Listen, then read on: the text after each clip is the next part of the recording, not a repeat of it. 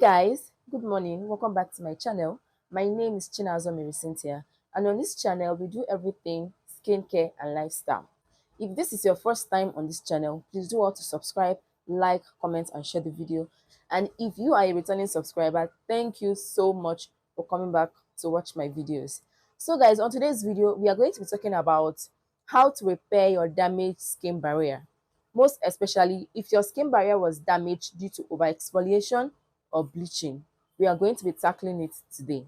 First of all, you have to understand what a skin barrier is, right? A skin barrier simply means the outermost layer of your skin. This particular area of your skin that you can see, feel and touch is your skin barrier. That is your epidermis. Now, how do you know that your skin barrier is damaged? First of all, when your skin is becoming excessively dry and tight, there is a possibility that your skin barrier has been tampered. Now, two is skin peeling. There are so many factors that can make your skin to peel. It can be the usage of wrong products. Now, thirdly is a burning sensation. This mostly happens maybe when you have exposed your skin so much to the sun without an SPF, without wearing a protective clothing, you are likely to have a burning sensation. What exactly can cause your skin barrier to be damaged? There are many factors that can cause that. Firstly is overexfoliation. I was once a victim of this. The vendor I got my skincare products from then told me to be using my salicylic acid toner every day, morning and night, and she did not even recommend a sunscreen for me. So you can imagine my plight at that point. Just within 2 weeks, my skin got so bad. So then what I had to do to save my face was, there was this particular foundation that I got from my mom. So like every morning before going to class, I would always apply that foundation on my face in order to cover the peeling and the flakiness on my face. It was that bad. Secondly, another thing that can also cause you a damaged skin barrier is bleaching. A situation where you are so fond of whitening and lightening. You are so fond of bleaching, using products that contain steroids. You are simply thinning out the layer of your skin, which is obviously going to lead to the visible appearance of green veins, stretch marks. You can even suffer from ochronosis due to bleaching or prolonged usage of lightening products. So you have to start cutting down on the way you do your lightening. Another reason you can also suffer from skin barrier damage is overusing of actives in your skincare routine. It's not as if you cannot use more than one active or two actives or three actives even in your skincare routine, but you need to have the knowledge that there are certain actives that should not be together in the same routine. Example, salicylic acid and retinol should not be found in the same routine. Now to the big question, what can I use to repair my skin barrier? Firstly, you have to make sure that the cleanser you are buying to repair your skin barrier is a mild and a gentle cleanser. The cleanser should not contain actives like salicylic acid, glycolic acid, lactic acid, mandelic acid. You don't need to exfoliate when you are trying to correct your skin barrier that was damaged due to overexfoliation or bleaching. Now, secondly, you have to avoid scrubs.